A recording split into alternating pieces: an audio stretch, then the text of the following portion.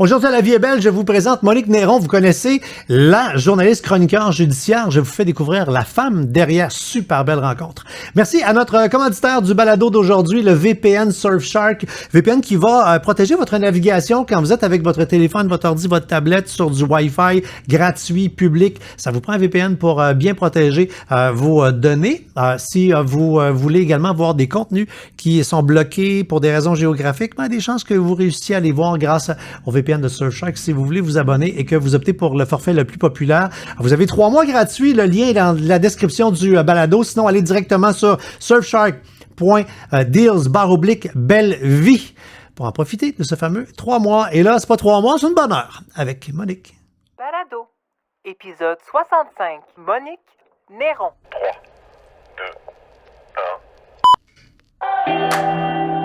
Puis Patrice Lécuyer avait demandé qu'est-ce que c'est ça, le Conservatoire La Salle, puis il avait dit c'est deux choses, c'est communication et théâtre. C'est comme un mélange des deux. Moi, tes yeux viennent les yeux, bon, ben, c'est ça que j'ai fait. C'est exactement les mêmes yeux que j'ai eu à l'époque. J'ai dit c'est ça. C'est exactement ça que je veux faire. Mon nom est François Charon. Devant un verre de bulle, je rencontre des gens que j'aime et qui m'inspirent pour découvrir leur vraie couleur et ce qui les motive. Préparez-vous à du positif, car malgré les montagnes russes, l'objectif est de terminer ce podcast en disant « Ouais, la vie est belle ». Monique Néron, salut. Salut. On s'est jamais vu. On s'est jamais rencontrés. La première fois qu'on se voit en vrai. Hey, c'est quand même quelque chose. On va avoir une discussion d'1 heure pour la première fois. C'est quand que ça arrive. J'ai pas deux occasions de faire première impression avec toi. Mais je t'ai beaucoup consommé. J'écoutais à la radio, j'ai vu à la TV. J'ai pas mal suivi ce que tu as fait. J'aime bien ce que j'entends, ce que je vois. Et là, on vient d'ouvrir des bulles. Et ce que j'ai compris, je suis contente que tu aies fait le son parce que tu vois dans d'autres podcasts que j'ai vus que tu as fait, tu te retenais pour pas faire de bruit avec le... Alors pour moi, c'est comme un peu un sacrilège. Tu sais, des bulles, ça doit venir avec le son qu'on vient d'entendre. Ouais, sauf que... Et là, déjà, moi, tu vois, je trouve que la vie est déjà plus belle en ce moment. Ouais, mais les joies d'avoir été animateur remplaçant, salut bonjour, pendant un bout, on avait des chroniques de vin.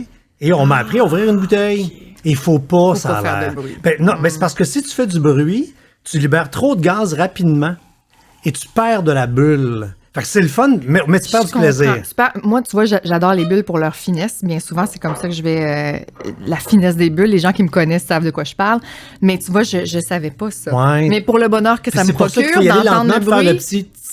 Oh, ouais, OK. Mais c'est un peu plate. Ouais, c'est un peu plate. On se comprend. Cheers! D'ailleurs, quand je t'ai envoyé le message, je t'ai dit, s'il y a des bulles, tu m'as. Écoute, tu m'as eu à la première phrase en me disant que tu ouvrais des bulles. Ouais. Mais des bulles, comme je le dis tout le temps en début de balado, pour moi, c'est un groupe alimentaire. Mm-hmm. C'est important. On va bien s'entendre, toi puis moi. Puis les gens, pour vrai, là, puis les gens qui boivent pas de bulles, je pense qu'ils sont tristes. Je sais pas. Non, mais... mon chum haït les bulles. Oh. Je suis avec quelqu'un qui déteste boire des bulles, et si c'était juste de moi, je pense que j'en boirais chaque jour. Avec modération, bien entendu, mais je sais pas, il y a un petit côté festif, il y a un côté j'adore ça. Puis c'est pas d'être princesse ou d'être non, regarde, quand tu fais ça, c'est un petit barès balcon, ça coûte 17 piastres. Il est super bon. Bio. Absolument. Tout à fait. Et avec le balado, on a découvert les joies, parce qu'il y a des fois, il y a des semaines qu'on entend 3-4, fait que tu finis pas tout le temps bouteille après parce que tu peux plus. Fait qu'on a découvert les bouchons de champagne. Ça fonctionne bien. Ça fonctionne bien? Fait que tu sais, pour toi, là, que ton chum en boit pas, tu peux t'ouvrir une bouteille. C'est bon, ton petit bouchon. Puis le lendemain, tu continues. Merci pour ces doux conseils. Fait que, la vie est trop courte, ça, je trouve, pour ne pas boire de bulles, même pour des occasions, pour clore le sujet des bulles, là, voilà. Ouais. C'est jamais clos, le sujet des bulles. Pas savoir ça. Prendre notre gorgée. Donc, Charlevoix. Oui. On part de là. La Malbaie. Je suis née à la Malbaie, dans un petit bungalow du boulevard Kane. Petite fille tranquille. Absolument. Mes parents sont pas du tout dans le milieu des communications. Mon père était directeur général de CLD, les centres locaux de développement. Centres locaux de développement. Ma mère travaillait dans un CLÉ, un centre local d'emploi. OK, fait que les deux sont en développement économique. Exactement. Ils ont travaillé pour la région, pour les entreprises régionales, pour les citoyens de Charlevoix. Donc, rapidement, je te dirais que j'ai été sensible à l'achat local, à l'importance de la communauté, à l'entraide, à la solidarité, au bien commun, je te dirais, déjà. Fait que c'était en train de jeter les bases pour ce que j'allais faire plus tard. Et Charlevoix m'a permis une chose extraordinaire, c'est de pouvoir avoir accès à un micro très jeune. Oui, parce que toi, t'avais envie de faire ça, puis à un moment donné, t'es en autobus, tu passes devant la station de TV, tu fais... bien fait tes recherches. Hey, j'arrête. Je débarque, prochain arrêt, next stop, La carrière. télévision communautaire était au bout du village. Okay. On a aménagé à Cap-à-l'Aigle juste avant que je commence le secondaire. Et ça faisait longtemps déjà, même avant d'entrer au secondaire, que je parlais à ma mère de ce désir-là, de faire de la télé, de faire de la radio. Et elle m'a dit, la télévision communautaire est juste au bout. Va cogner. Vas-y, va voir si c'est pas possible pour toi d'avoir du monde pas payé, là. Ben oui, c'est ça, exactement. Et que je savais pas ce qui m'attendait à ce moment-là. Et pourtant, parce que j'avais fait pour un travail scolaire, une entrevue avec le journaliste le plus connu de la région de Charlevoix, qui travaille encore, d'ailleurs, Dave Kidd, que je salue. Et il m'avait dit, sérieusement, c'est un métier que je pratique, mais je le recommande pas. Je te recommande pas d'aller là-dedans parce que t'auras pas de vie. T'sais, si tu veux pas avoir de vie, pas dormir, travailler 24/7, pas voir ta famille, c'est la job. Penser tout le temps à ta job. Exactement. Puis il m'avait mis carte sur table. T'sais, il m'avait pas bullshité. Il m'avait dit c'est ça le métier de journaliste, d'animateur. Dans les médias, c'est difficile. Puis c'est difficile de faire sa place. Fait que je suis partie de la base, du bas de l'échelle en toute connaissance de cause. Et quand je suis passée tout droit de la maison cette journée-là pour aller déposer mon CV, il y avait pas grand-chose pour ne pas dire rien pantoute. Ton 8,5 par 11 ma mère travaillait au centre local d'emploi. Fait qu'elle m'avait coachée, là. Il donnait des cours de CV, eux autres. Ben là, c'était sérieux à l'époque, là. Tu sais, on allait en personne, puis moi, j'étais quand même très, très gênée à ce moment-là d'aller cogner du haut de mes 15 ans pour dire j'aimerais ça travailler ici.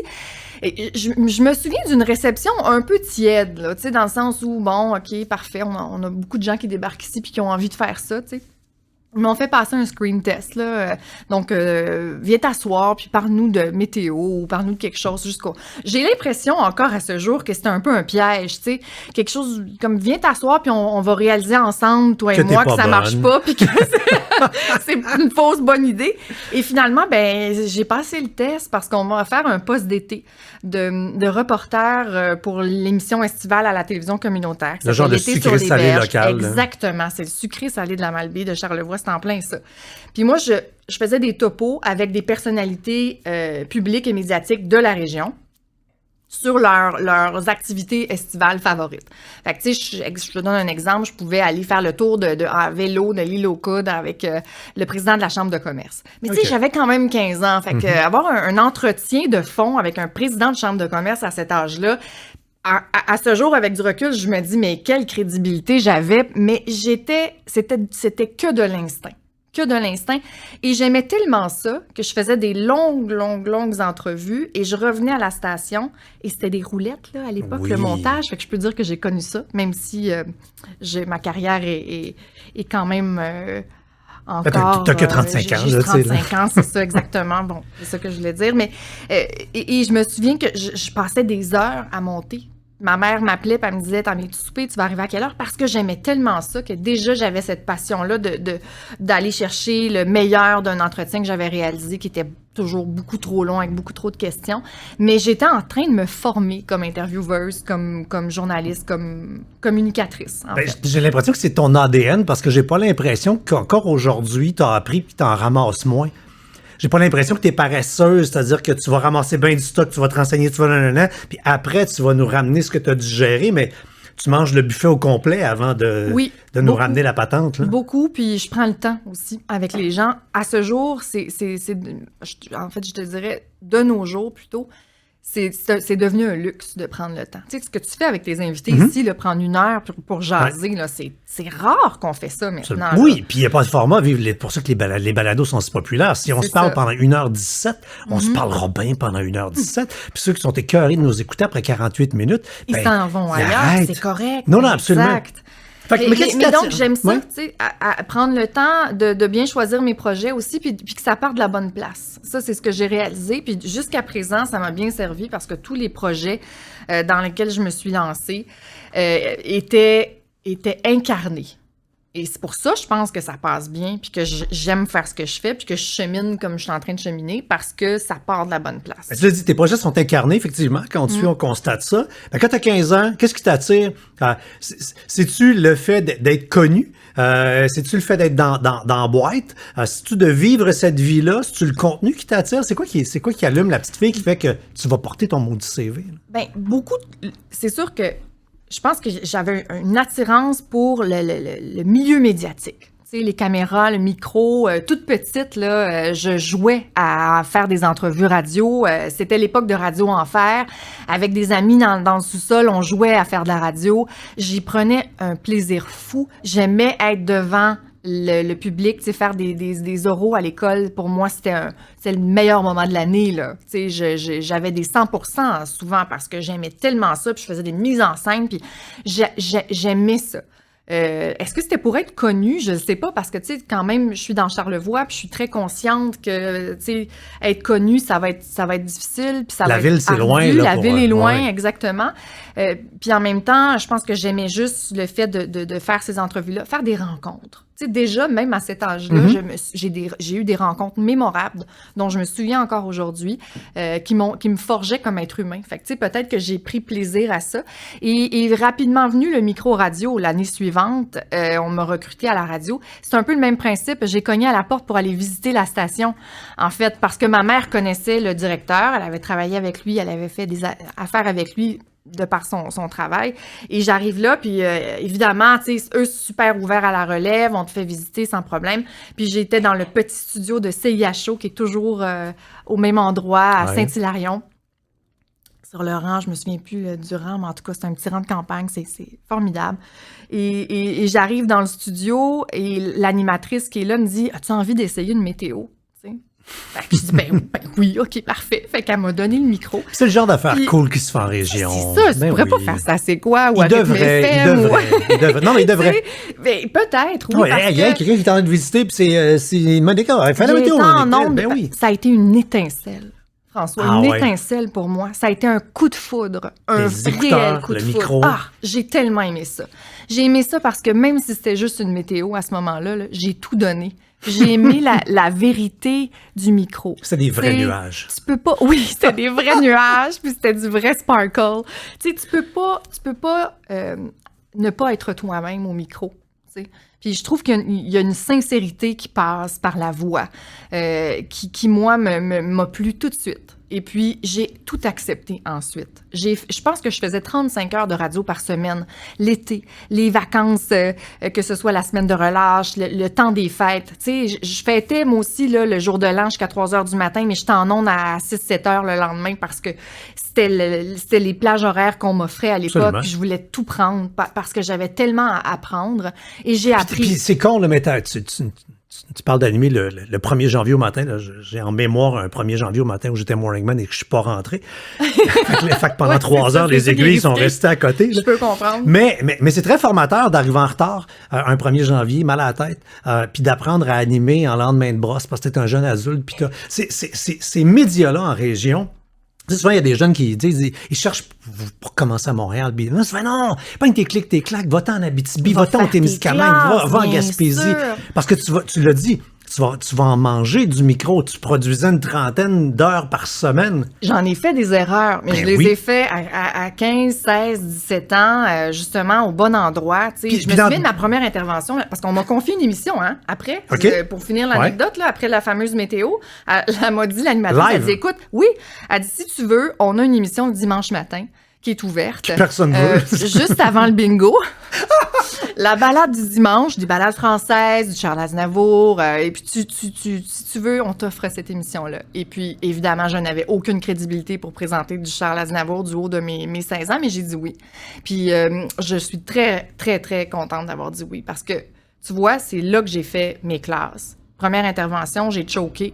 J'ai parti une toune. J'ai choqué, j'étais tellement nerveuse que j'ai juste arrêté de parler en plein milieu d'une phrase, puis j'ai appuyé sur play pour je me suis embarrée dehors de la station, courir chez le voisin, essayer de chercher une clé d'urgence que quelqu'un aurait pu laisser. Avant la fin de la toune. Un dimanche matin, avant la fin de mon petit bloc de chansons. Tu sais, c'était parfait. C'était parfait. On m'appelait la princesse aux pieds nus parce que c'était l'été. Moi, je me promenais nu-pieds partout dans la station. J'ai même été directrice musicale. À un moment donné, il n'y avait pas assez de job pour moi, puis je bénéficiais d'une enveloppe budgétaire étudiante. Puis j'ai dit, écoutez, vous n'avez pas des renouvellements là, à faire d'abonnement? Là? Je vais remplir les enveloppes. Là. Je vais m'occuper de ça. Tu sais, je voulais être là. J'avais du plaisir à être là, puis à avoir déjà des horaires de fou, puis à travailler très, très longuement. C'était en train de me définir. Mais c'est hyper formateur, c'est comme le fameux show que tu dis là, du dimanche matin, 6h, de 6h à 6 à 7 ou 6 à 8. Là.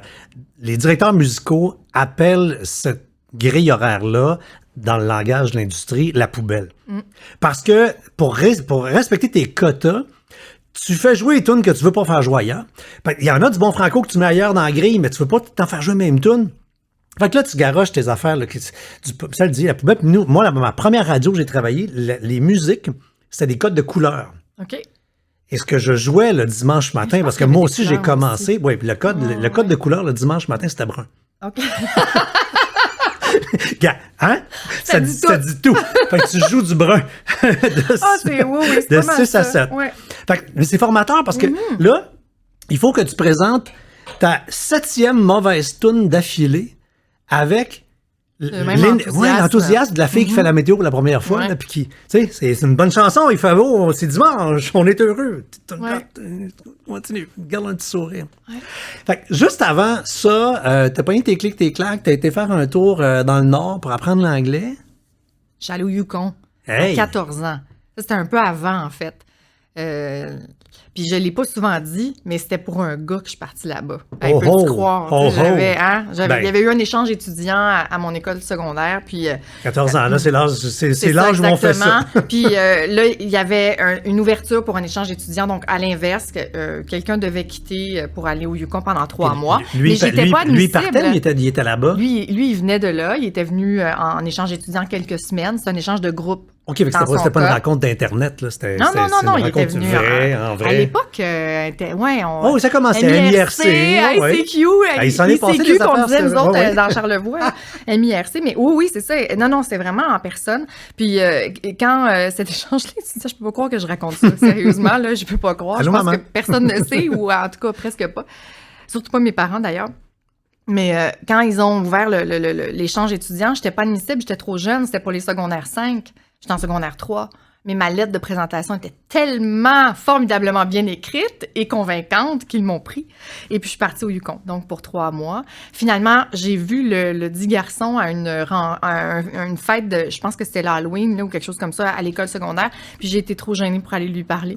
Fait que j'ai traversé le pays. Je suis allée au bout du Canada et du rock. Et j'ai été trop gênée pour lui parler. Mais cela dit, ça a été une expérience extrêmement formatrice parce que je suis revenue de là avec une confiance en moi.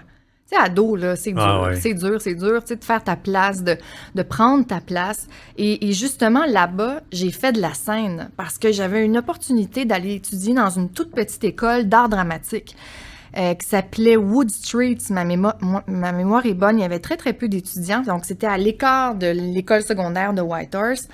Et on a monté des shows. On a fait une maison hantée pour l'Halloween. On a fait un spectacle de Noël. J'ai chanté sur scène pour la première fois là-bas. C'est comme si j'avais personne. Tu sais, quand personne te connaît, là, souvent les gens disent c'est comme si tu peux repartir à neuf, là, puis être ce que tu as envie d'être. C'est ce que j'ai fait là-bas à 14 ans. Puis quand je suis revenue, avec ce bagage-là de vie où je m'étais émancipée. Et en plus, bon, oui, j'avais appris à parler anglais, en tout cas pour ce que ça représentait à l'époque. Mais puis après ça, c'est comme si il y a eu un avant puis il y a eu un après. C'est quasiment un épisode de Deuxième Chance que tu viens de raconter. Mais c'est vrai, c'est vrai. L'amour de jeunesse, tu pars à 14 ans, puis là-bas, tu fais du spectacle, puis écoute, tout le build-up. Exact. Puis j'ai adoré mon expérience là-bas. Ça a été... il faisait fret en tabarouette. Je me rappelle, on allait à l'école à noirceur dans l'autobus. Puis, il y avait... parce que c'est avec pas de soleil. J'ai trouvé ça difficile, par exemple. Là, je présente ça beau, là, mais les premières journées, les premières semaines ont été... je me suis demandé qu'est-ce que je fais là. Évidemment, là, j'étais toute jeune. Je m'ennuyais de mon chez-moi. Et j'ai conservé des écrits, des lettres que j'échangeais avec des amis qui m'ont... en fait, c'est des amis qui m'ont redonné ça récemment, en plus. Puis je me suis dit, wow, c'est fou parce que j'avais jamais eu l'autre côté. Qu'est-ce que moi, j'écrivais pendant que j'étais là-bas, tu sais. Parce que ça ne garde pas. Une lettre, c'était ça le Ben propre. oui, hein? c'est ça, exact. Un échange de courriel, Ouais. maintenant, on a de la discussion, mais dans le bon on vieux avait temps pas des ça. enveloppes avec un timbre. Ouais. J'avais l'impression de revivre ce voyage-là qui a été très, très... Oui, ça a été un tournant, je peux dire ça comme ça. Fait que, autre séparation, la vraie, la grande, tu t'en viens en ville, t'en viens à Montréal, Collège La Salle, étudier. Puis là, comme bien des filles qui partent de sa région, t'arrives en ville, tu connais pas un chat, là.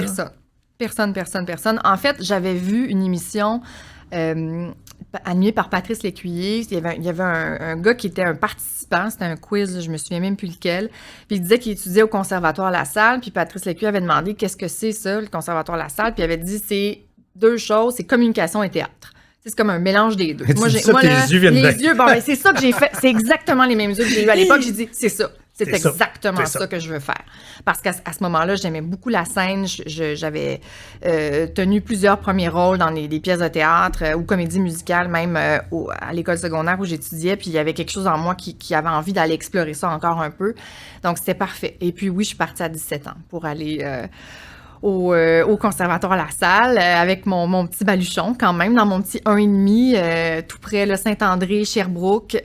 Mon oncle était policier à Montréal, n'habitait pas Montréal, mais était policier. Il avait conseillé mon père sur l'endroit où on devrait m'installer, qui était sécuritaire. Parce qu'évidemment, tu sais, on arrive de région, fait qu'on a l'impression qu'on va se faire assassiner à tous les coins de rue. Il y a des carrés rouges encore dans la rue, là.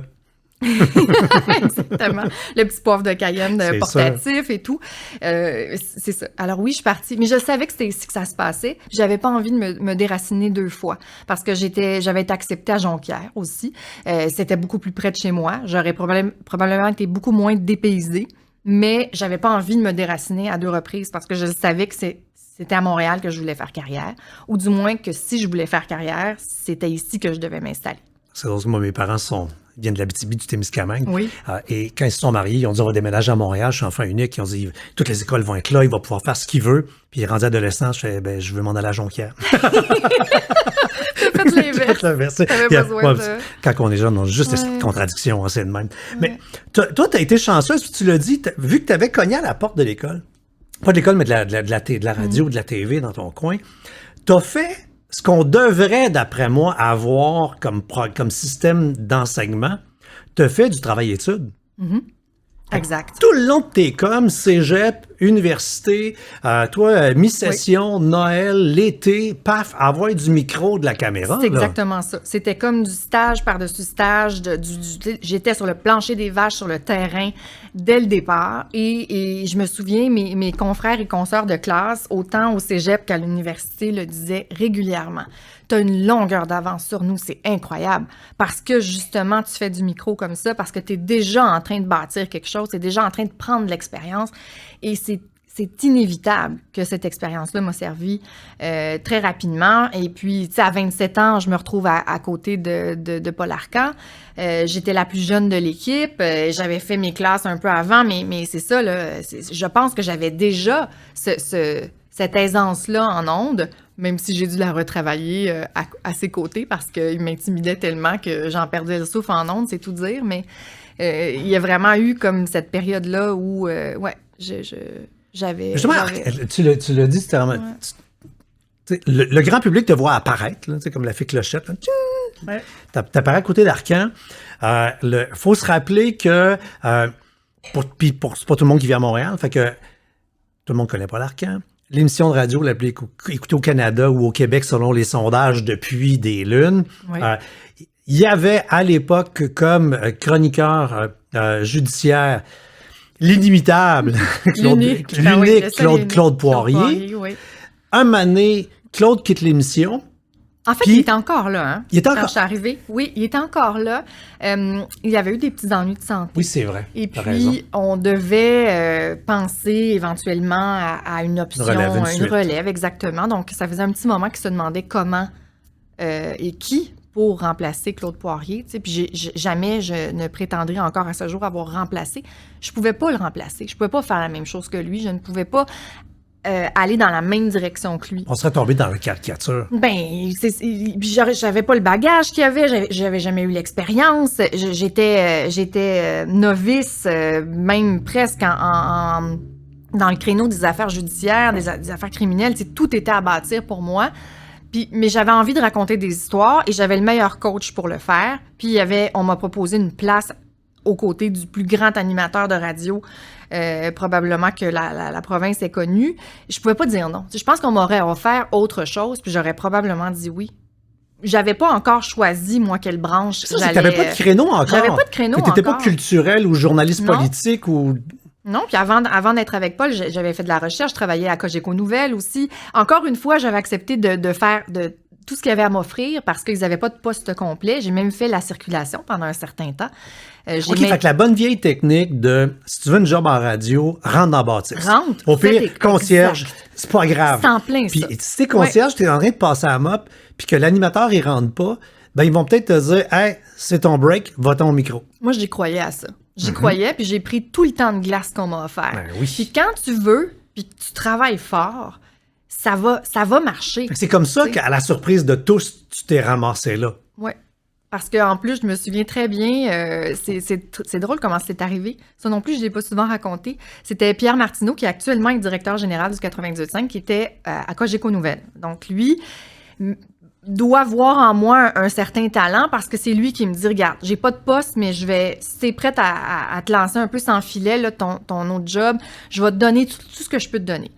Et puis, je l'ai fait. Et là, j'ai été formée aux côtés de Philippe Bonneville, qui est le reporter à Cogeco Nouvelles, un des reporters terrain.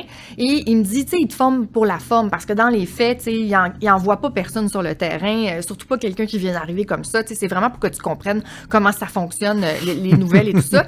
Et puis, la première chose que je sais, c'est qu'on m'appelle pour le remplacer après ma formation parce qu'ils ont besoin, puis je me ramasse à l'hôtel de ville ou je me ramasse aussi à l'audience de Richard Henry Bain, qui était le tireur du Métropolis, une des premières audiences après son arrestation, après les attentats. C'est pas de la petite assignation, là. Non, et là, moi, je connais rien, évidemment, à la justice à ce moment-là.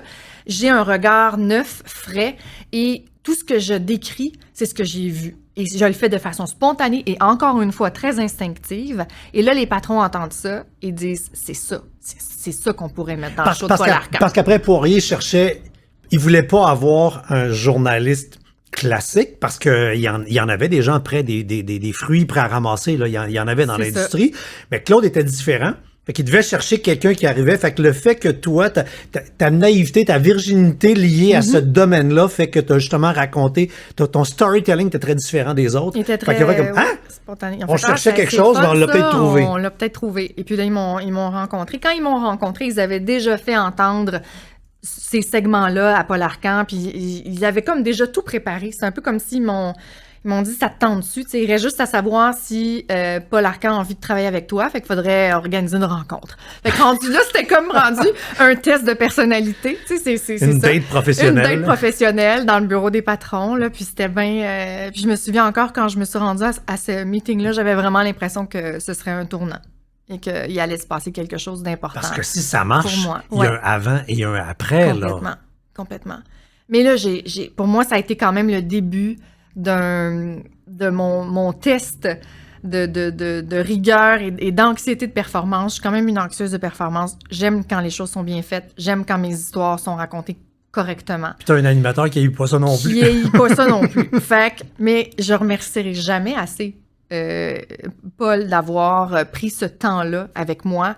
Puis il le fait à sa manière, c'est-à-dire pas toujours la plus douce qui soit. Là. C'est un homme qui est très convivial et très, très, très sympathique, mais ça a été long avant d'établir un vrai lien de confiance. Puis quand j'avais une chronique qui était pas suffisamment efficace, ben c'était retourne à la table à dessin puis reviens dans une heure. Là. Mais pour moi, il y a peut-être des gens qui se seraient effondrés, sans aucun doute. Pas moi, parce que ça me drivait, moi. J'avais envie de revenir avec une heure plus tard la façon la plus efficace de raconter la même histoire. C'est pas parfait là, ma tante à l'heure. Ben c'est ça. Et là, je rentrais, je poussais la porte. En fait, quelqu'un d'autre poussait la porte pour moi parce que la porte du studio, à ce moment-là, elle n'est pas poussable. Puis là, moi, je perdais le souffle, j'étais plus capable de parler en ondes. Fait que là, quelqu'un poussait la porte pour moi. Parce que les gens comprennent que c'est des portes qui font que c'est insonorisé. Et quand tu la pousses, ça crée une espèce de vacuum. Exact. C'est pas grave. Puis là, quand t'entres en onde 15 secondes après, quand t'as juste un petit jingle pour t'installer, tu sais, t'arrives un peu déstabilisé. Fait que c'est souvent Émilie Perrault qui ouvrait la porte pour moi. Notre amitié est née de là, d'ailleurs.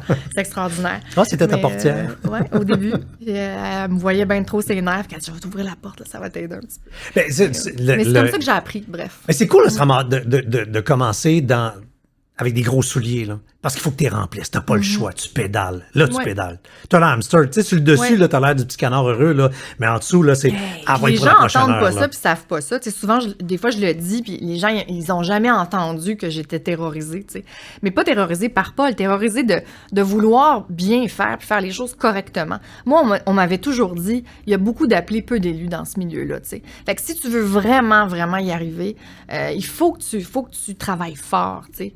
Pas jouer du coude, juste travailler fort puis travailler bien. Livrer. Puis livrer, c'est ça. Fait que moi, j'étais bien nerveuse parce que je voulais beaucoup, tu sais, puis je voulais bien faire. Puis je pense que c'est le travail que j'ai mis, puis ça a été 6 années vraiment rocambolesques, là. Mais là, j'ai travaillé 24/7 pendant 6 ans. C'est ça l'affaire, parce que ça, comme job... tu sais, t'es pas là pour répéter quelque chose que tu as ramassé sur un fil de presse, là. Là, tu te lèves dans le milieu de la nuit. C'est les joies d'être morning man. Hein. Là, je passe ma vie dans les émissions du matin. Je sais quoi, moi, ça va avoir mal le cadran à 3h30. Puis bon. Là, après, tu vas en onde, tu fais ton show. Puis là, il est 9h. Là, tout le monde pense que la journée est finie. Mais non, on commence. On va au palais de justice, là, à 9h. Il faut que j'aille couvrir des procès, il faut que j'aille chercher une histoire pour demain. Parce que c'est le syndrome de la page blanche. Il est tellement vrai dans ce créneau-là, t'as pas le choix de recommencer. Passer sa vie dans les palais de justice. Tu sais, on avait Isabelle Richer il n'y a pas longtemps. Elle a dit... Ça use tellement, là. Côtoyer la misère humaine, c'est pas toujours cool ce qui se passe, là. Si tu te ramasses dans un palais de justice, là, c'est parce que, Colin, ça va pas bien, là. Non, puis c'est vrai que ça use, puis j'ai couvert des procès comme, tu sais, Luca Rocco-Magnotta. Tu dis que c'est la seule fois que t'as tourné la tête de ta vie. Oui, j'avais... La vidéo, là, le fameux vidéo qui a été joué là, puis là, tu t'es fait comme, non, regarde, ça, j'ai pas besoin de voir. Je me suis dit, est-ce que j'ai besoin de m'infliger ça? Puis la réponse, c'était non. Par contre, moi, ce que je voulais comprendre, c'est pourquoi les gens étaient assis dans la salle, parce que ça faisait la file pour rentrer cette journée-là, pour assister à ce moment-là. Fait que moi, j'ai plutôt braqué mon esprit d'analyse sur comprendre qu'est-ce qui attirait tant les gens dans ce triste et épouvantable spectacle-là. En quoi et pourquoi il est encore un rockstar. C'est fou, là. Fou. Il reçoit encore des lettres, puis je veux dire, si tu le googles un peu, là... Il s'est marié en prison. Oui, complètement. Hallucinant, là. Oui, c'est incroyable. Mais tu sais, des procès aussi comme celui de Guy Turcotte, ça marque à jamais. À jamais. Puis je pense que c'était clair pour moi que je ferais pas ça pour toujours, tu sais. Il y a bien des gens qui avaient l'impression, justement, que j'étais en train d'installer quelque chose pour du long terme. Moi, je savais que je ne ferais pas du judiciaire puis du policier toute ma vie, tu sais, parce que, justement, je trouvais ça très, très lourd. Du moins pas sur le beat quotidien, parce que c'est une thématique qui va toujours rester pas très loin de toi quand même, parce que le judiciaire, c'est la vie. C'est des histoires humaines. C'est des êtres humains qui vivent des drames. Puis ça, c'est clair qu'on va toujours côtoyer ça. Fait que dans ta tête, tu savais que ça durait une couple d'années. Fait que quand tu as annoncé ton départ de l'émission, encore une fois, la surprise des gens, parce que, écoute, elle a une job quasiment à vie, là, le show va bien, t'es là. Tu peux suivre Arcan jusqu'à sa retraite. C'est ça que j'y avais dit en plus. Ah oui? Ah ouais, ça, j'ai jamais dit ça. J'ai fait la promesse que toi, je te suis.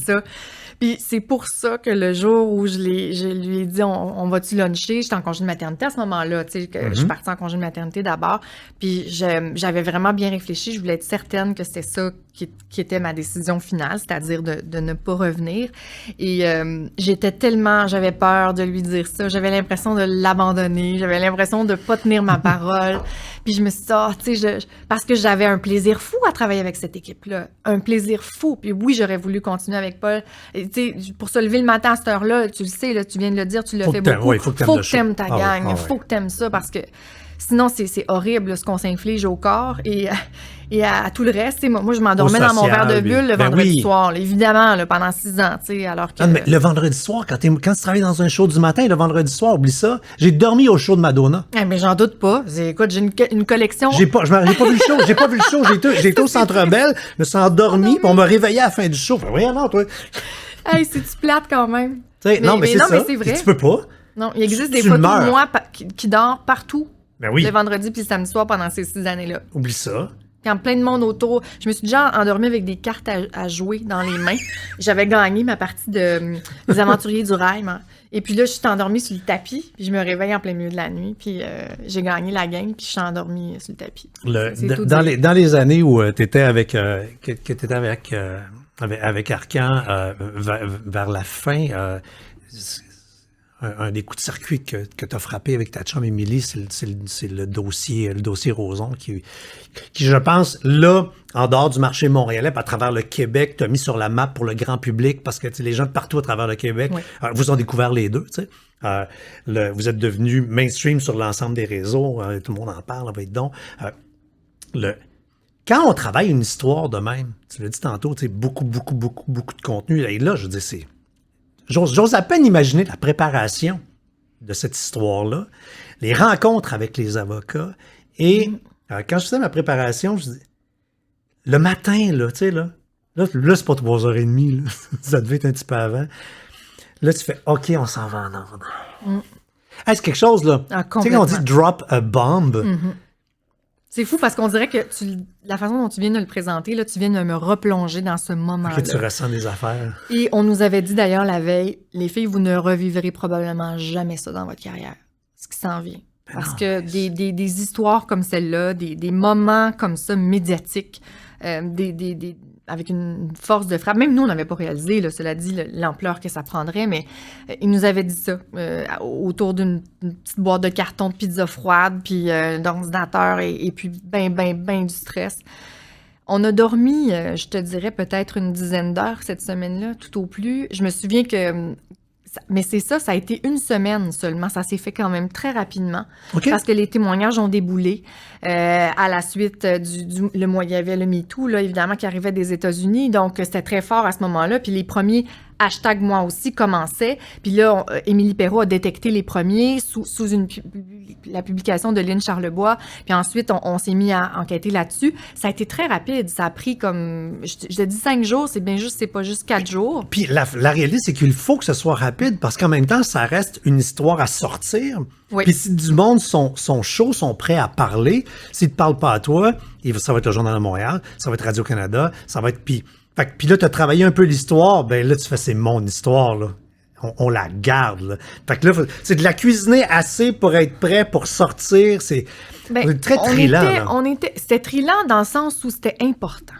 Oui. Ces femmes-là voulaient pas nécessairement raconter leur histoire. Elles ont compris l'importance de le faire et la force du nombre, le fait qu'elles étaient pas seules. Mais si nous, on n'est pas là pour leur faire réaliser qu'elles ne sont pas seules, elles vont pas sortir publiquement. Plusieurs avaient beaucoup à perdre, on se souviendra, là. Même d'un point de vue carrière et tout. Puis il y avait des craintes de représailles, il y avait des craintes de poursuite qui étaient totalement Mais il y a justifiées. encore aujourd'hui des filles qui sont sorties sur la place publique pour ce Qui se sont- dossier-là, Ouais. puis qui en sont sorties extrêmement blessées, là. Exact. Tu sais, il y avait beaucoup d'enjeux. C'est pour ça, oui, que les avocats ont été impliqués très, très tôt dans le processus. Le 98.5 avait jamais travaillé un dossier aussi litigieux que celui-là. Ils ont eu énormément d'audace de le faire. C'est des privés, Pour, hein? Fait que oui. si ça va pas bien, c'est leurs avocats. Moi, j'ai toujours en joke, quand tu as une histoire de même, va à Radio-Can, eux autres, ils ont du cash parce que c'est l'État. Fait que Radio-Canada a un contentieux, là, qui est Nous, on quasiment n'avait aucune illimité, là. structure pour ce type d'enquête-là. Là. Puis nous, on continuait de faire nos chroniques le matin, Émilie et moi, en parallèle. Je veux dire, et puis là, on essayait comme Le nouvel album de tel chanteur. Ben là, puis on est en train de travailler comme un des plus gros scoops de la décennie, là, parce que, tu sais, je veux pas en mettre trop parce qu'il y a du travail journalistique qui se fait extraordinaire, mais je veux dire, on le savait, C'est là, de la que grosse c'était histoire. une grosse histoire. Puis la veille, on n'a pas pu retourner à la maison parce que on était avec les avocats jusqu'à tard dans la nuit. Et on avait dit aussi à toutes les plaignantes, les victimes, que si elles souhaitaient soit se rétracter, ne plus témoigner ou réenregistrer leur témoignage, tout ça était possible. Tu sais, quand tu as retiré le consentement à quelqu'un, là, après ça, tu te dis... On Ben va oui. vous le laisser jusqu'à la toute dernière seconde. Clairement. Puis il y a quelqu'un qui, la veille, avait décidé de reprendre son témoignage. Donc, ça faisait partie de ce qu'on avait à faire.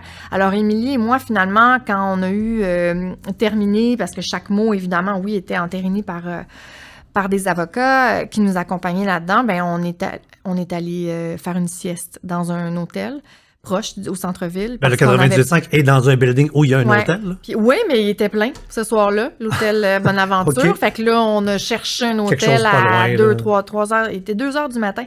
On est vraiment allé faire juste une sieste sur place. Fait que le lendemain, on est habillé exactement comme la veille. Puis là, on entre en onde avec un sentiment de donner la parole à ceux qui n'en ont pas, de briser un silence et de contribuer à un mouvement, mais jamais on aurait pu soupçonner l'ampleur que ça allait prendre. Pas du tout. Puis ce mouvement-là auquel vous avez contribué a tellement changé d'affaires. Tu sais, quand tu regardes 2 secondes, là, parce que les minutes avancent, les journées passent, on n'arrête pas. Mais si on arrête, qu'on regarde entre le début de MeToo à aujourd'hui, à tout niveau, tu sais, t'as une Laurence Jalbert qui sort cet été, qui parle de violence conjugale. Ouais. T'as la notion des genres qui est complètement éclatée. T'as un Big Brother qui est là avec, tu sais, des gens de toutes les différences. Là. Il est en train de se passer quelque chose. Moi, je suis convaincu que MeToo, il est pour beaucoup dans tout ça. Je pense qu'il y a des effets collatéraux lié entre autres à MeToo, qui a comme tellement brassé d'affaires que là, on est parti de quelque chose de très fort qui est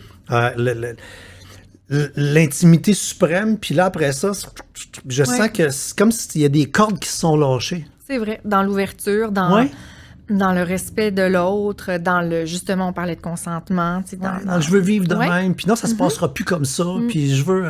Puis autant en entreprise qu'autant dans les familles, il y a comme quelque chose qui s'est installé qu'on n'accepte plus ce type de comportement-là, puis c'est correct de le dire, c'est correct de mettre en place des mécanismes pour empêcher ou pour protéger des victimes qui peuvent pas parler.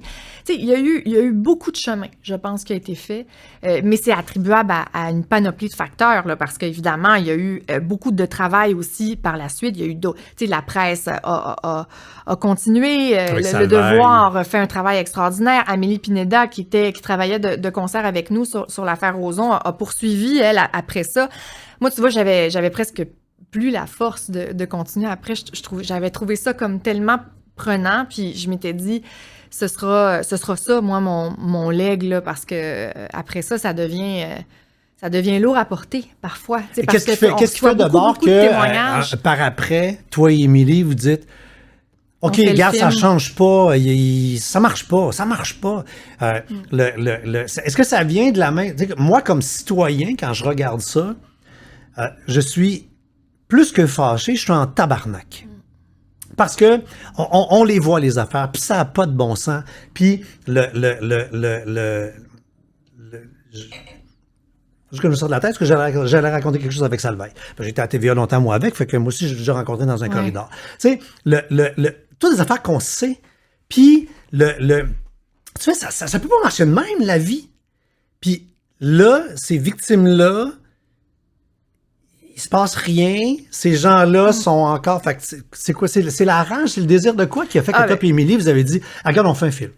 Oui, en fait, dans les semaines qui ont suivi, là, les témoignages ont commencé à rentrer à la tonne. Des centaines et des centaines de témoignages. Mais pas juste dans les semaines qui ont suivi, dans les mois et les années qui ont suivi. Et là, quand on a sorti l'affaire Roson, les autorités en place, que ce soit judiciaire, policière, ont dit, on est là.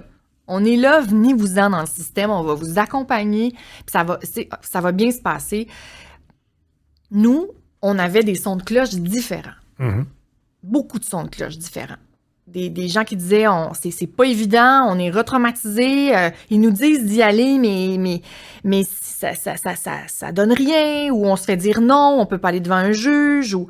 Puis je parle pas du taux de condamnation. Si on va devant un juge, on passe au bat par l'avocat de la... C'est ça. Donc, il y avait beaucoup de témoignages comme ça. Puis là, on s'est dit, oh my God, qu'est-ce qu'on a fait? Là? On a-tu dit aux gens, là, sortez, dénoncez, puis après ça, les gens, ils sont encore plus traumatisés qu'ils étaient? Ouais. Parce que c'est ça qu'on nous disait, là. Fait oui, on a été indignés, puis je pense que pour faire un film comme celui-là, ça doit partir d'une forme d'indignation. Maintenant, évidemment qu'on a fait un travail après pour essayer d'avoir l'heure juste, le réel portrait de la situation. Et à force de recherche, à force de rencontres, de dizaines et de dizaines d'intervenants du milieu de la justice, de victimes, on s'est dit, bon, mais voilà, on a un portrait qui est sombre, très certainement, mais qui doit être divulgué. Puis ça a bien l'air que c'est nous autres qui allons faire ça, parce que c'est la suite logique de ce qu'on a fait à l'automne 2017. Puis ça n'a pas été facile. C'est sûr là, que ça a été 3 ans de dur labeur. Et puis ça n'a pas été facile jusqu'à tout récemment, encore une fois. Là, il a fallu... Moi, je pense que c'est probablement... quand je disais un leg, là, j'inclus le film. Moi aussi, le reportage, l'affaire Ozon, tout ça, là, pour moi, j'ai tout... On a tout donné, j'ai tout donné dans cette affaire-là. Ça peut pas partir de la meilleure place, là. Ça partait de nobles intentions, de changer les choses pour les bonnes raisons. Puis, tu sais, c'est facile de rester dans son salon puis de se dire qu'il faudrait changer notre société, tu sais. Puis Paul Arcand le fait avec tellement de films aussi, tu sais, d'attaquer des systèmes, des systèmes, tu sais. Puis, je veux dire, on est qui, nous, pour faire ça? Mais c'est juste qu'il fallait que quelqu'un le fasse, puis on a décidé qu'on avait... en fait, la vie a un peu décidé que ça allait être nous autres par la force des choses. Je sais pas, des fois, avec du recul, je me dis, j'ai hâte de voir dans 10 ans, regarder ça. C'est encore frais, là, tout ça. Tu sais, si le premier courriel ou le premier téléphone de tout ça n'était pas entré à toi ou à Émilie, ben le reste des dominos ne serait pas tombé de même. C'est ça, exact. Puis ça a été comme, au final, un gros 5 ans, là, tu sais, à être plongé là-dedans. Et encore, à ce jour, là, tu sais, les témoignages entrent régulièrement. Beaucoup de gens continuent de se confier à moi, à nous. C'était surprise de voir à quel point le système, au lieu de dire « Ah, regarde, ça marche pas, bon, on va le refaire un peu comme ce qu'on est en train de faire avec le système de santé. » là. Comment que le système a finalement quasiment sorti les griffes en disant « Non, c'est pas super, puis on est correct, puis non, mais là, c'est parce que... » Puis, voyons donc! Voyons donc! Ça marche pas! Ça va juste pas marcher. Fait qu'au pire, faites juste dire que ça marche pas, on va s'asseoir, puis la beauté de quelque chose qui marche pas, c'est que ça se répare, puis ça change. Mais si on dit que ça marche, on ne changera pas. Fait que là, on va avoir émis tous deux, là. Moi, tu sais, encore à ce jour, il y a des gens qui disent que j'avais pas ce qu'il fallait pour faire ce film-là. Puis dans le sens que, quand je dis pas ce qu'il fallait, c'est-à-dire que j'avais pas les connaissances ou que je suis pas une juriste. Ou je suis pas... Tu sais, j'ai quand même passé 6 ans dans les palais de justice à tous les jours à observer des juristes travailler, à assister à des procès, à souvent être indigné par des situations X, à trouver aberrant la façon dont ça se passait, trop souvent. Puis tu sais, c'est 6 années à observer ça laisse des traces, ça aussi, tu sais. Fait que oui, à un moment donné, je me suis dit, il faut faire quelque chose. Et c'est sûr qu'après coup, quand on arrive, on savait là, qu'on allait être reçu de cette façon-là. Inévitablement, c'est sûr que c'est difficile peut-être. C'est un miroir qui peut être très confrontant, là. Puis tu disais, ils ont un peu attaqué, mais ils ont beaucoup. Oui. Ils se sont braqués. Puis je comprends ça. Tu sais, c'est probablement que si on m'attaquait, moi aussi, je me braquerais, mais en même temps, c'était basé sur beaucoup de témoignages, puis beaucoup de recherches, puis on a fouillé des jugements pendant des années, puis on a interviewé des gens pendant des années. Tu sais, il y a quelque chose qui cloche, puis la preuve étant, c'est que maintenant, il y a eu des avancées depuis, là. Il y a eu des avancées. Je veux dire, il y a un projet de tribunal spécialisé qui est sur la table. Les projets pilotes, on devrait voir ça d'ailleurs cette année, les premiers balbutiements de tout ça. Les bracelets au printemps.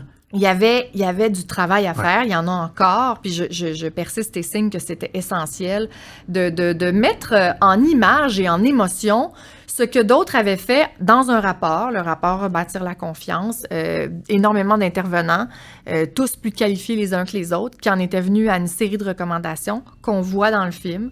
C'est juste que ça peut être confrontant de les voir à l'écran. Mais tu sais, c'est drôle ce que tu as dit. Des gens disaient les gens sont surpris, j'avais pas les qualifications pour le faire. Moi, je pense au contraire que tu avais les qualifications pour le faire parce que tu n'étais pas une juriste. Moi, je suis vulgarisateur technologique. La phrase qui aura marqué ma vie quand j'avais une 20aine d'années, il y a un ingénieur senior chez Vidéotron, genre vice-président, machin, technologie, qui m'avait dit, toi, ta valeur en technologie sera de jamais rien comprendre. Parce que tu poses les bonnes questions. Reste de l'autre bord. Parce que si tu apprends, tu vas être avec nous autres. tu vas comprendre le langage. Fait que tu seras jamais critique. Moi, je comprends rien en technologie. Je deviens un logiciel. Je pleure ma vie. Parce que, c'est parce que je suis resté consommateur. Fait que toi, t'es consommatrice de ça. Fait que ça te donne un regard qui est complètement différent de l'avocat qui dit, oui, mais là, l'article 3.2. Oh, mais comment tu défends le 3.2? C'est le 3.2 qui est ridicule. Fait que bref. Je comprends pourquoi tu t'es lancé là-dedans. Mes invités, je leur fais faire leur profil de personnalité. Hey, c'était confrontant. On parle de confrontant. Moi, j'ai trouvé ça confrontant parce que c'est comme un examen de conscience de qui on est, quelles sont nos valeurs. Là. C'est ce que ça détermine. Ce que ça fait ressortir à la fin, c'est deux choses. Ta personnalité par rapport à tes couleurs et également tes motivations. Ce qui est fascinant, toi, dans tes couleurs comportementales, moi, j'ai pris une note, je me dis, polyvalente dans ses énergies et son comportement. C'est-à-dire que tu n'as aucune couleur très distinctive. Tu es pas mal toute dans le milieu. Fait que, tu sais, tant au niveau de proactivité, assurance, oui, mais tu sais, se calme les nerfs. Plaisir, communiquer, oui, mais tu sais, se calme les nerfs. Vitesse, ouais, vite je peux, lent aussi, mais tu sais, je suis comme dans le milieu, ça peut faire la job, là. Puis, les normes, oui, des normes, ouais, pas une rebelle, mais tu sais, j'ai l'impression que t'es tout le temps comme dans cette zone-là. OK. Donc, tempéré, modéré, capable d'y aller, mais pas tout le temps.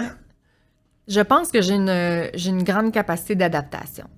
Et je m'adapte à toutes les situations. Et comme tu as toutes les couleurs, tu es capable de suivre un jaune, tu es capable de suivre un rouge, tu es capable de suivre un vert.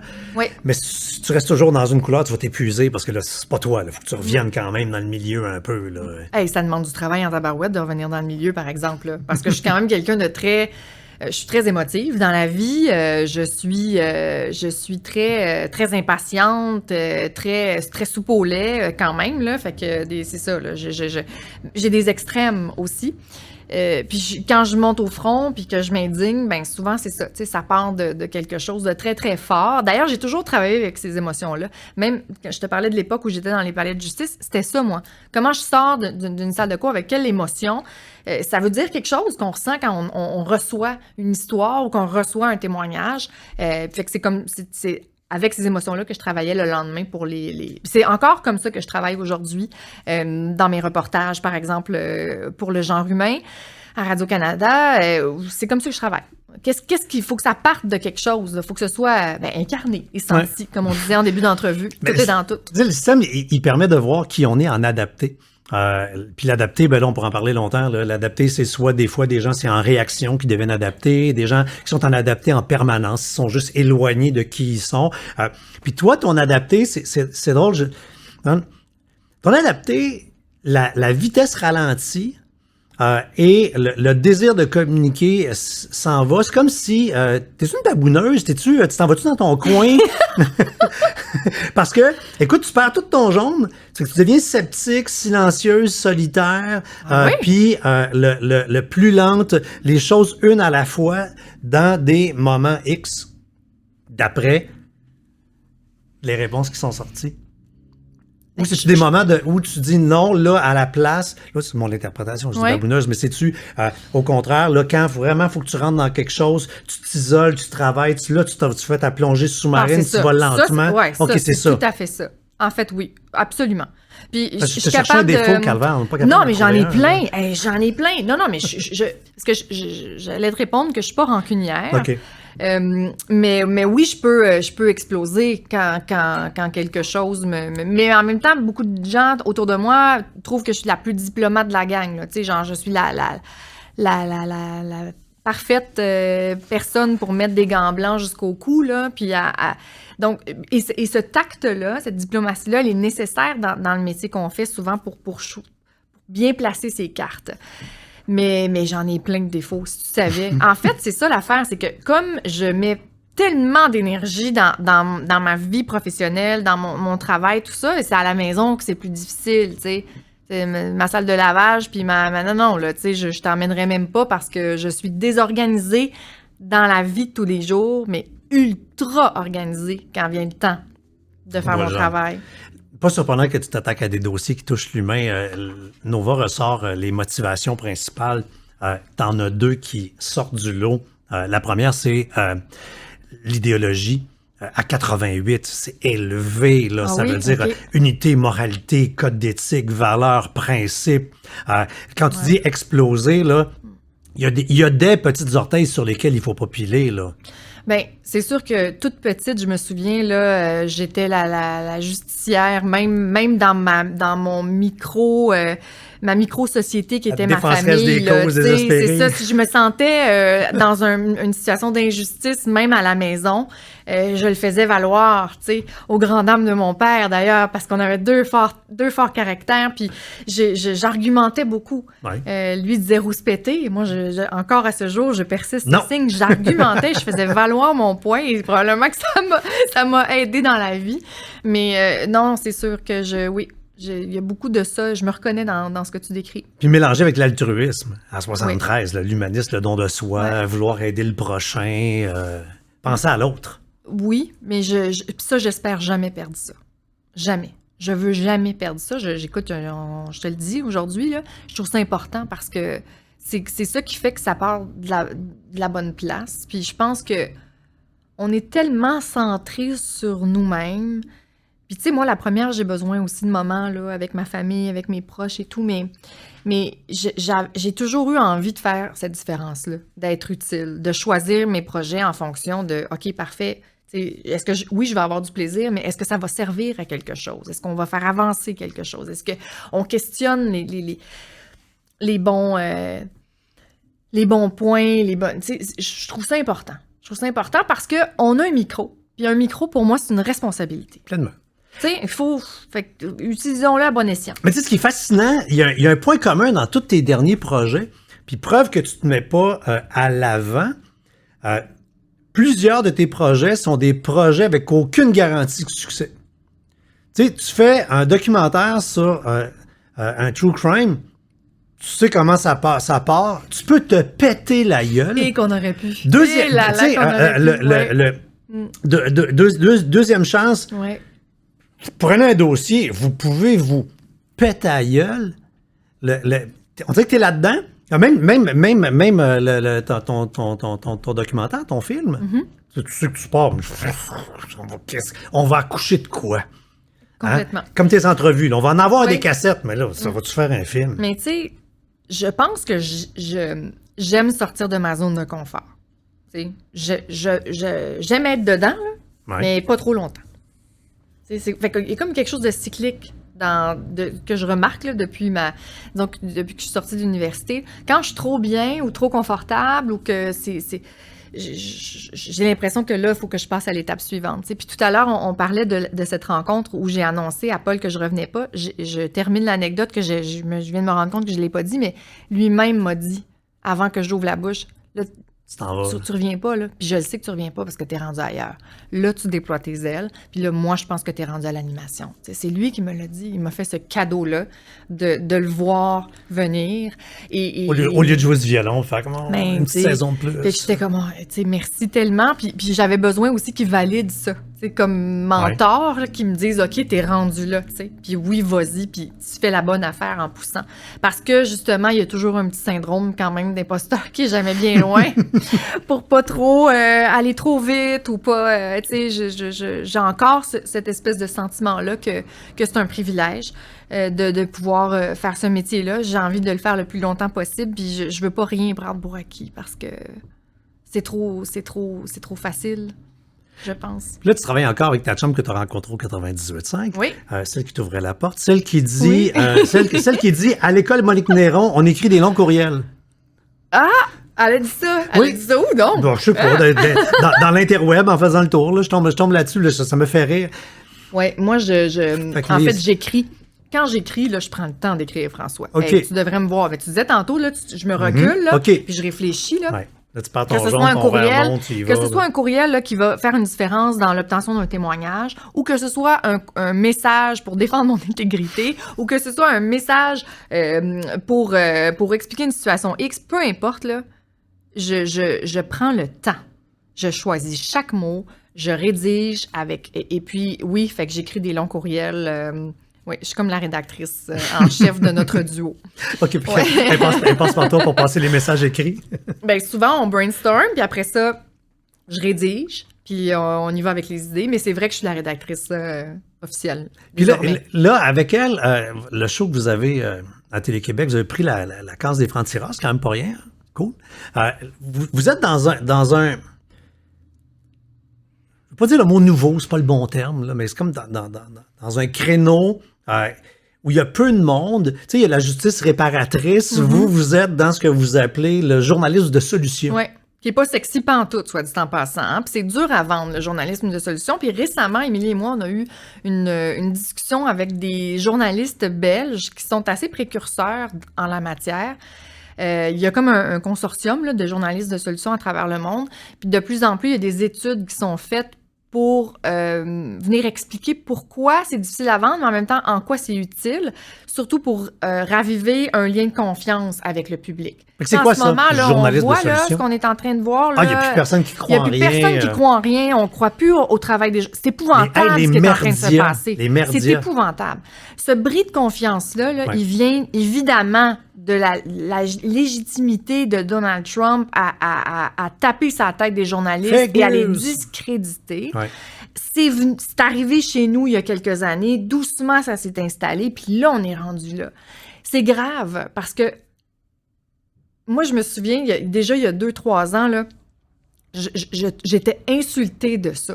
Parce que je me suis dit, hey, je vais en prendre un par la main, là, puis je vais dire, viens voir avec moi comment on travaille, puis qu'est-ce qu'on fait pour vérifier, puis contre-vérifier, puis comment on choisit justement chaque mot pour que ce soit l'exactitude le plus possible. Non, mais il y avait un respect mondial. J'ai été en Afrique, moi, dans un pays en guerre, avec un Jeep lettré.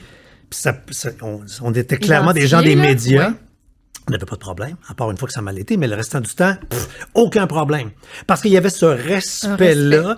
Là, maintenant, écoute, dans ce qui s'est passé, il retire le lettrage, il délettre les camions. Mon réalisateur à la radio, pas plus tard que la semaine passée, on s'en va sur un reportage, puis on est chacun dans notre voiture là, pour une raison X, puis il arrive, il shake quasiment. Il dit, je me suis fait pas intercepter, mais il y a un véhicule qui est arrivé à mon niveau sur l'autoroute.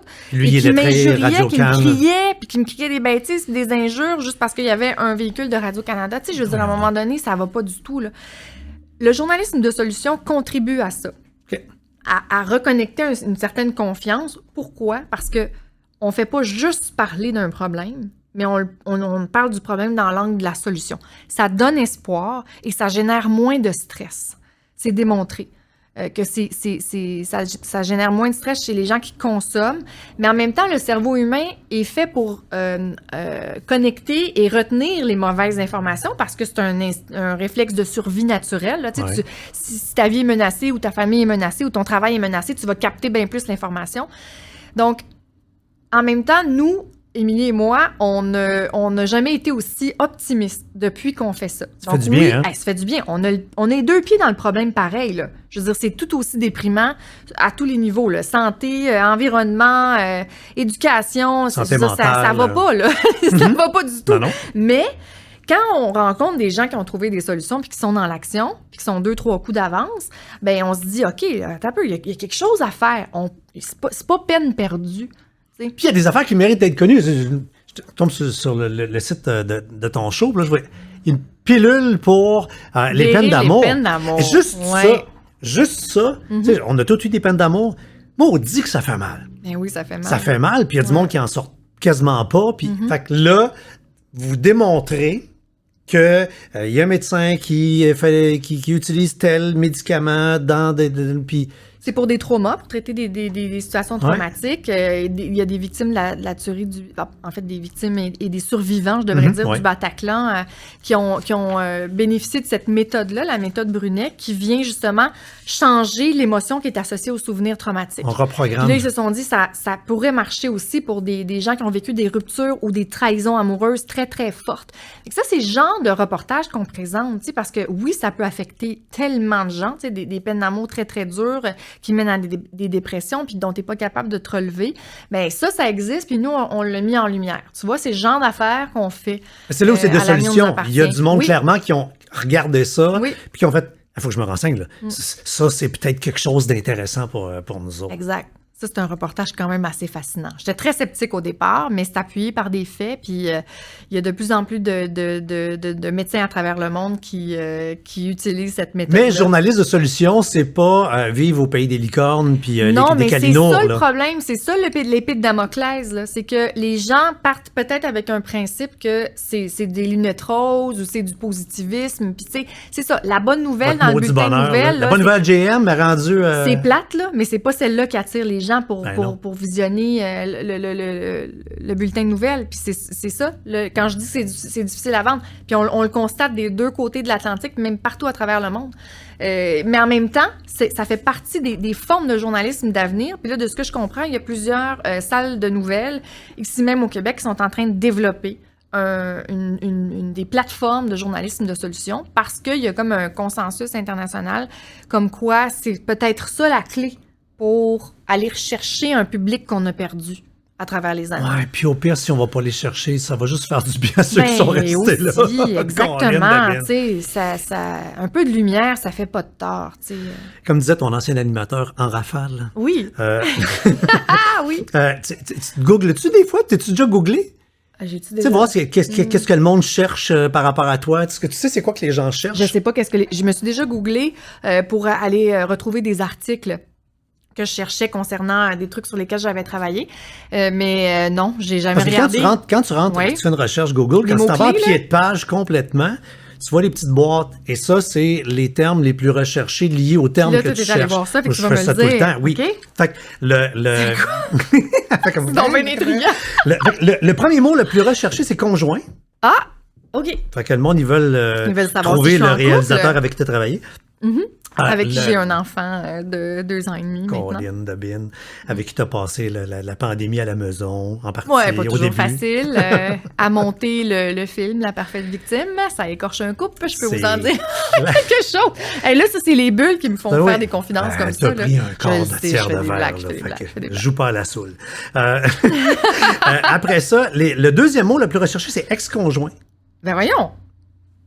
Comment ex-conjoint? Mais souvent, ça n'existe pas. Le monde faut comme, as-tu un ex? C'est quoi l'histoire? Les gens, tu sais, les gens. Oui, absolument. Le troisième mot, c'est sœur. J'ai pas de sœur. Bon, ça me une sœur. Quand même, le troisième mot le plus recherché, c'est sœur. T'as pas de sœur. Instagram en 4e. OK. Télé-Québec en 5. Âge en 6. 35 ans. Voilà. Et enceinte. Ah, là, c'est terminé, ça. Mais après 2 ans, j'espère. Oui, c'est tout à fait terminé. Tu sais, déjà, toutes les filles que j'ai connues, à partir du 7e mois, sont déjà à bout, puis ils voudraient que ça dure 7 mois. Ça peut-tu sortir, cette affaire-là? Ah oui, surtout que moi, j'ai tourné le dernier soir enceinte jusqu'à...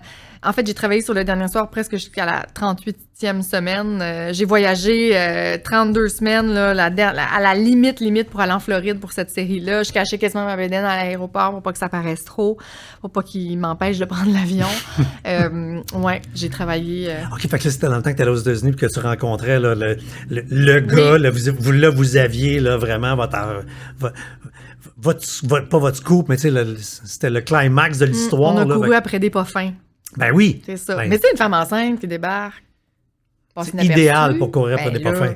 En même temps, il y avait des enjeux de sécurité. Puis moi, j'étais un petit peu du genre à être très fonceuse.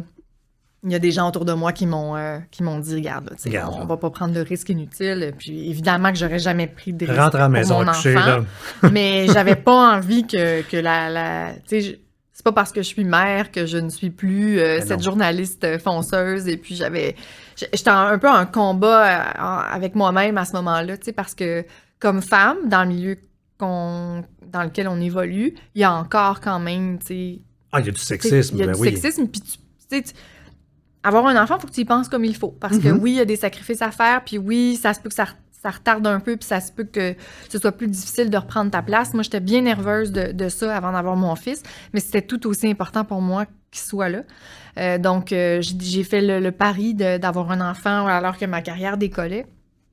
Puis aujourd'hui, je remarque que ça s'est bien passé quand même, mais c'est des grands questionnements. C'est super déchirant. Clair. C'est vraiment déchirant. Sans jeu de mots, t'aimes à la pêche aux poissons, mais les vrais, physiquement. T'es une pêcheuse? Oui. Hey, sais-tu quoi? Je dois être la seule pêcheuse qui va pêcher qu'une bouteille de champagne. Yes, sir! Parle-moi Hein? de ça. Ouais. Je vois l'image. Il y en a qui ont leur caisse de bière. Ben, en fait, tout le monde a sa Ben caisse oui. de bière. Moi, j'aime bien ça, partir avec ma bouteille de champagne. Je suis sûr que toi, ça te dérange bien, moi, si ça mord pas. Ah, mais Tes j'aime ça bulles. quand ça mord Oui, quand mais tu sais, au même. pire. Ça me frustre un Au peu pire. quand ça mord pas. En fait, c'est ça l'affaire. Parce que, justement... Mais, cela dit, je vais pêcher dans un petit repère tranquille, familial, construit par mon grand-père il y a plus de 50 ans sur c'est un droit acquis. Il y a juste nous autour du lac. Puis il y a des poissons. Il y a des poissons à l'infini, puis il n'y a pas de réseau. Fait que c'est là que je vais pour décrocher. Tu sais, des fois, on a besoin quand même d'un pleinement. espace pour... ben, c'est souvent là que j'ai commencé mes vacances, quand je vivais des périodes très stressantes. C'est là que je vais avec des bulles, puis... mes parents sont toujours bien découragés quand j'ai plein de bouteilles de champagne dans mon sac à dos, parce que ça se rend pas en voiture, ça se rend juste en VTT. OK. Mais c'est bien trop risqué de mettre des bouteilles C'est de comme le champagne show de sur le Jean-Philippe, VTT. mais vous êtes en 4 roues. C'est Au lieu ça. d'arriver en Moi, chaloupe. je traîne mes bulles. Tu sais. Mais à preuve, t'es une fille de party, toi. Ah, tu sais, t'as l'air gentille de même, là.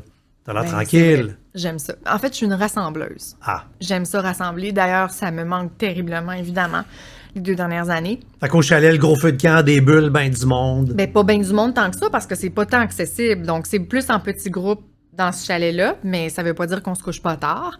Mais disons qu'à la maison, oui, j'ai souvent organisé des voyages de groupe dans le sud avec des amis d'université. On est restés soudés, une bonne partie de notre groupe d'amis. J'habite dans une copropriété qui se rassemble régulièrement pour faire des 5 à 7 pendant que les enfants jouent. Tu sais, j'ai besoin de ça. J'aime ça recevoir. J'aime ça quand la maison elle est pleine. J'aime ça cuisiner pour les gens qui m'entourent. J'aime ça. Oui, fait que oui, je suis quand même... Si Émilie Perrault était ici, elle dirait que... En fait, la pandémie, ça c'est très drôle, nous a servi parce qu'on se couchait moins tard. T'sais. Ah. Fait que là, quand il y avait le couvre-feu, là, puis qu'on avait le droit de se voir, là, ou en tout cas, bref, on avait 1 heure de faim. Oui. C'était mieux comme ça, souvent. T'sais. Puis quand t'es en gang, qu'il y a bien du monde, puis que la fête prend un peu, tu déploies un de tes talents qui est d'imiter Céline Dion? Je l'imite... non. Qui a dit que j'imitais bien Céline? Non, j'ai pas dit que je l'imitais J'ai bien. jamais dit le mot bien. OK, d'accord. C'est toi qui l'as ajouté, le rigueur. Non. J'ai Oui, jamais rigueur. dit bien. OK, J'ai jamais dit bien. Oui, J'ai dit en un de fait- tes talents, tu imites Céline Dion. C'est sûr. Il y avait le mot talent qui est Plus la positif. soirée là. avance, plus... ouais, j'ai un Tu chalet. danses dans ta tête? J'ai un chalet, puis là, j'ai instauré le week-end Céline au chalet. On a des T-shirts. Quand je bois, je deviens Céline Dion avec les casquettes. On a du gear. C'est écœurant. Puis là, ça fait chier. Tous nos conjoints sont comme... Ah, le week-end va être long. Là, on a embarqué nos enfants là-dedans. On les fait chanter du Céline. On met des DVD. C'est formidable. Oh non, la totale. Qui dort avec le drap blanc puis le projecteur. Puis, Écoute, on est let's go. presque rendu là. Regarde-moi bien aller dans Ben, quelques c'est années. sûr. Mais non, mais c'est juste une façon, encore une fois, de rassembler les gens. Tu sais, je trouve que à la fin d'une soirée, le son monte, puis on chante, puis on a du plaisir, puis je sais pas, il y a quelque chose dans le fait de vouloir aussi apprécier le moment présent, puis tu sais, je devais aller voir Céline, là. Ben oui, je sais, moi Ça a aussi, été j'avais les annulé. billets. Ben oui, c'est ça. En fait, Ben oui. c'est de là qu'est moi, j'y allais en né janvier. le week-end Céline. Ben oui. Ah, C'était ce week-end-là où on devait Tribute- être à tribute Vegas. to le show, ben Voilà. oui. Voilà. Colin. Et, tu sais, on parle de bulles, on aime les bulles, Mm-hmm. puis des gens associent bulles et snobisme. On l'a dit tantôt, des bulles, ça peut coûter comme ceux-là, 16$, c'est rien. Un de tes mets préférés, ce sera ma dernière question, c'est la... La poutine. Poutine. On finit là-dessus? Ben oui, écoute, Colin. ben oui. Oui, j'ai toujours aimé ça. D'aussi loin que je me souvienne, je mangeais de la poutine partout quand j'étais petite et ça n'a pas changé. Donc, quand je vais dans un nouvel endroit puis qu'il y a une poutine, je vais y goûter. J'ai même goûté celle du Yukon, même de... Comment ça s'appelle? Dawson City, qui est le dernier village là, avant l'Alaska, là. Il y avait une poutine avec du fromage fondu. Écoute, je pense que la poutine, elle devait coûter 25$, puis on est en 2002, là, OK? Parce que le fromage, importer du fromage de là-bas, ça coûte une Je fortune. comprends donc. J'avais pas les moyens pas en tout, mais je me suis dit, c'est pas vrai que je suis venue ici puis que j'y goûterais pas. Il y en a une sur le menu, il faut que j'y goûte.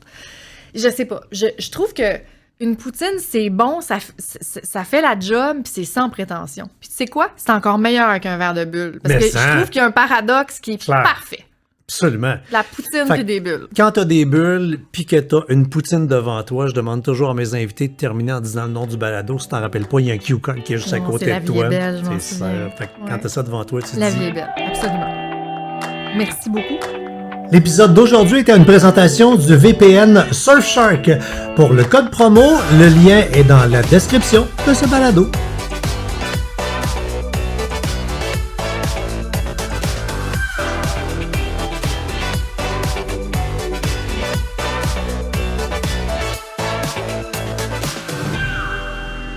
Vous avez écouté La vie est belle. À la prochaine. Un balado synonyme média.